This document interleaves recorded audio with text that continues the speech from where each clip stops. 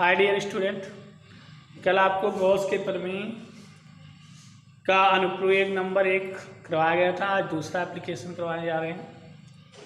दूसरा कह रहा है कि अनंत विस्तार की समतल आवेशित अचालक चादर के निकट वैद्युत क्षेत्र की तीव्रता इसको ज्ञात करना है।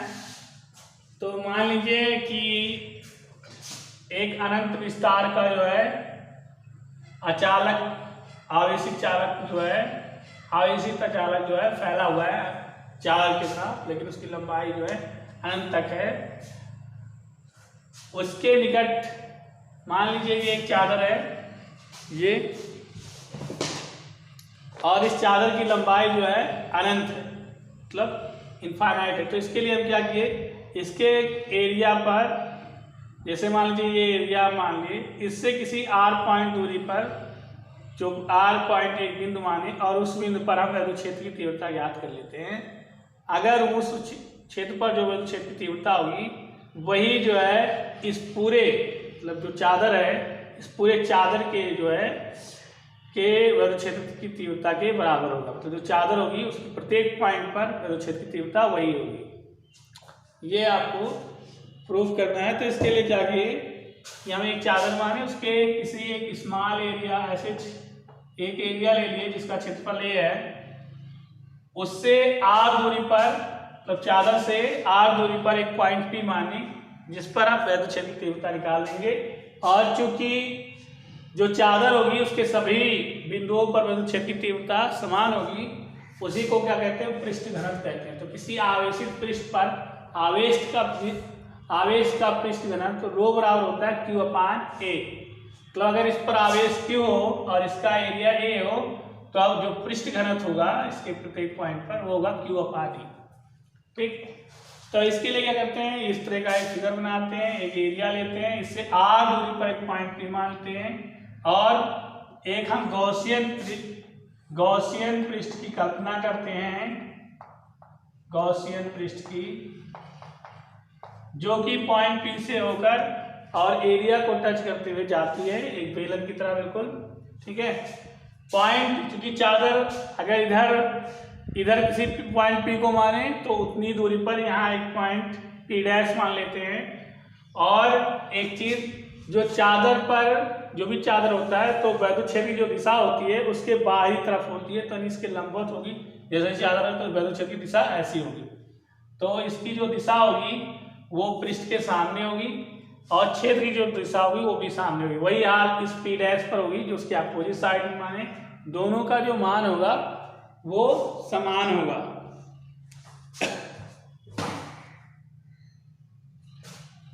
अब देखिए, बेलन के जो हमने बेलन टेस्ट किया कि दोनों, तो गॉसियन बेलन कह दीजिए, गॉसियन बेलन के दोनों सिरों से होकर जाने वाला वैद्युत फ्लक्स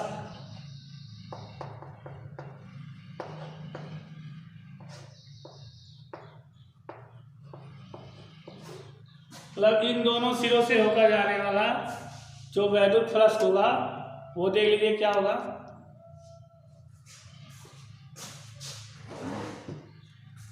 पाई फ्लक्स जो है ये हो जाएगा आपका integration of E vector into dA vector plus integral of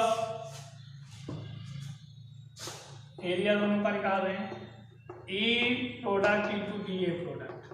ठीक, क्यों जुड़ रहा है, क्योंकि ये एक दूसरे के P और P' दोनों एक दूसरे के अपोजिट है, और इस वजह से जो है क्या होगा, इनका जो परिणामी बल होगा, जो परिणामी रिजल्टेंट मान होगा जिनका, वो जुड़ जाएगा। अब देखिए वेक्टर को जो हम हटा लेंगे तो phi equal to area of EDA plus area of ED dot DA vector हटाने पर अब देखिए कि इन दोनों की दिशा एक ही है तो इनके बीच जो कोण बनेगा वो 0 बनेगा। और आप जानते हैं cos 0 का मान 1 होता है, तो ये जो है DA ही रह जाएगा। और अगर E जो है कांस्टेंट है और area of DA plus area of E constant है DA, इसका मान क्या हो जाएगा? E हो जाएगा, A हो जाएगा।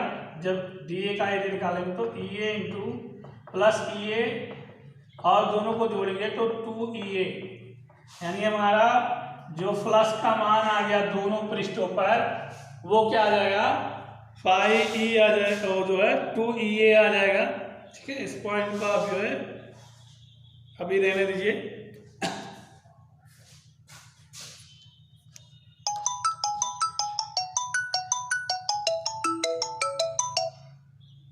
तो इस पर जो है हमारा फ्लक्स का जो मान आएगा 2EA आ जाएगा।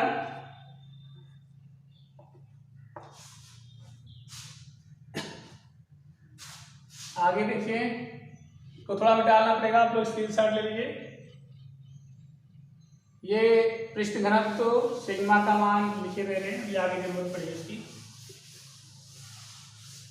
अब देखिए आपको एक महत्वपूर्ण बात बता दें, जैसे ये मान लीजिए गॉसियन पृष्ठ है,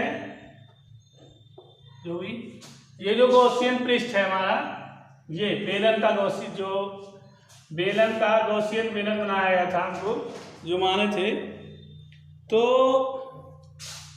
इसके इन दोनों पॉइंट पर तो हमारा जो चुंबकीय फ्लक्स का मान आया 2E आया, लेकिन इसका जो गोलाई हुआ, इसका पृष्ठ बेलन का जो पृष्ठ, मतलब जैसे ये बुक है, ये मान लीजिए बेलन है, तो इस पर और इस पर, ये तो अपोजिट डायरेक्शन है क्योंकि एक प्लेन को कट कर रहा है, तो इन दोनों प्लेनों का मान जो है जुड़ जाएगा। क्यों जुड़ जाएगा? इनकी जो क्षेत्रफल की दिशा है और जो वैद्युत क्षेत्र की दिशा है एकदम बाहर की तरफ है, तो बाहर की तरफ दिष्ट होगी तभी मान होगा। लेकिन अगर इसके पृष्ठ की बात करें तो इसके अगर पृष्ठ पर हम देखें तो इसके क्षेत्रफल की दिशा जो होगी वो लंबवत होगी, और ये जो हमारा E है, ये जो दिशा है ये हमारे वैद्युत क्षेत्र की दिशा है, और इस पर जो है और वैद्युत क्षेत्र की दिशा तो ये होगी, और इसके जो लंबवत होगी वो आपको पृष्ठ के क्षेत्रफल की दिशा होगी। तो पृष्ठ के क्षेत्रफल की दिशा इस तरह होगी और वैद्युत क्षेत्र की दिशा इस तरह होगी, तो दोनों के बीच में जो है 90 का एंगल बनेगा, और जो 90 का कोण बनेगा, तो अगर E इंटू DA का मान एक दूसरे के परपेंडिकुलर हो तो इनका मान क्या होता है? 0 होता है। ठीक है, अगर वैद्युत क्षेत्र की दिशा और क्षेत्रफल वेक्टर की दिशा जो है एक दूसरे के लंबवत हो तो उसका जो मान होता है वो क्या होता है? 0 होता है, क्योंकि cos 90 का मान जो है 0 होता है। यानी अगर कहने का अर्थ ये है कि अगर कोई गॉसियन पृष्ठ है तो इसके अगर पृष्ठ गॉसियन बेलन तो उसके पृष्ठ पर जो वैद्युत क्षेत्र की दिशा यहाँ होगी वो क्या होगी? जो चुंबकीय फ्लक्स का मान जो होगा वो इस स्थिति में जो है 0 होगी।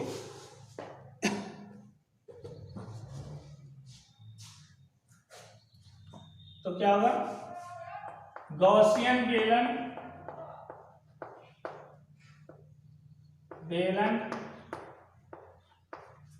के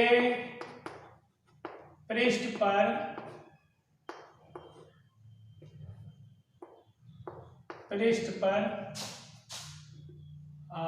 चुंबकीय वैद्युत फ्लक्स का मान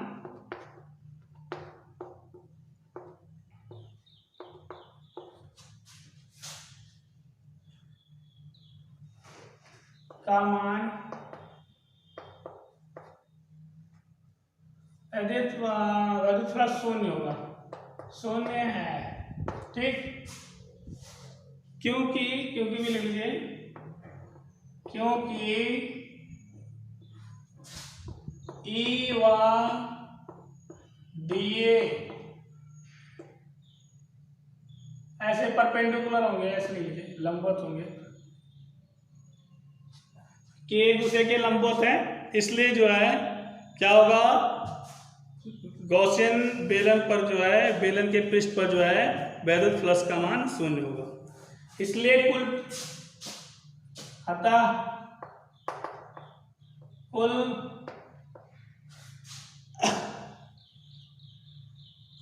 अतः बेलन से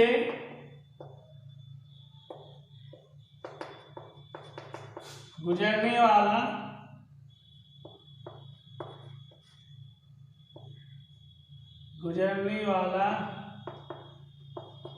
कुल फ्लक्स, कुल वैद्युत फ्लक्स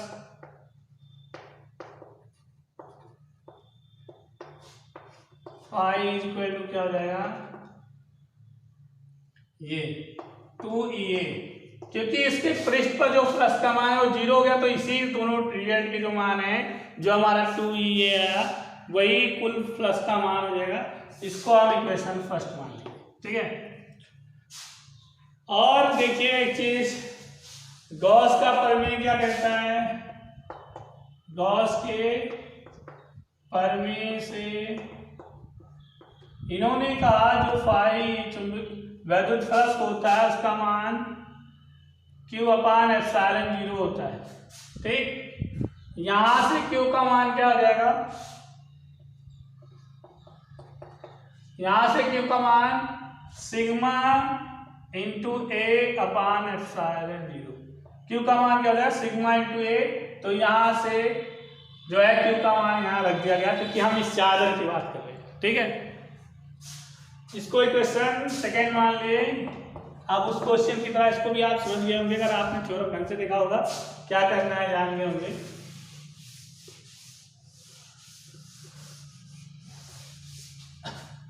इक्वेशन फर्स्ट क्या माने थे, चुंबकीय फ्लक्स का मान 2EA है, यही याद है ना, ये इक्वेशन आपका फर्स्ट था। अब देखिए समीकरण 1 व 2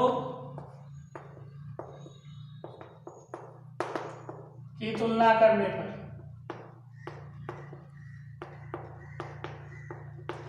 तुलना करेंगे तो दोनों देखिए फ्लक्स का मान ये, फ्लक्स का मान ये, जिसकी बात हम कर रहे हैं उसी का फ्लक्स है। तो 2EA equal to sigma A/ε0, काम खत्म इसका। अब क्या करेंगे, यहां से आपका E बराबर क्या आ जाएगा सिग्मा A काट दीजिए दोनों तरफ है, तो सिग्मा/ε0 2 नीचे आएगा, ये हो जाएगा, ठीक। यही आपको लाना था। कुछ आपको इसमें पार्टी दे रही थी, जैसे इसमें R नहीं दे रखा, अब R नहीं दे रखा इसके मतलब आप इस तल पर ही निकाल रहे हैं, यानी R दे नहीं रखा, तो ये इससे R दूरी पर कोई बिंदु नहीं है, ठीक है। यानी इसके सभी जो हमारा चादर है इसके सभी बिंदुओं पर जो वैद्युत क्षेत्र का मान होगा वो यही होगा, सभी पॉइंट पर वैद्युत क्षेत्र की मान, जो वैद्युत क्षेत्र की तीव्रता का मान होगा वो क्या होगा, एक समान होगा, कहीं भी दूरी के कारण घटेगा या बढ़ेगा नहीं, हर पॉइंट पर जो है वैद्युत क्षेत्र की तीव्रता का मान यही रहेगा। यही जो है एप्लीकेशन नंबर 2 का कहना है गॉस के। थैंक यू, ये पूरा हुआ। आप दोनों एप्लीकेशन तैयार कर लिया, काफ़ी इंपॉर्टेंट है।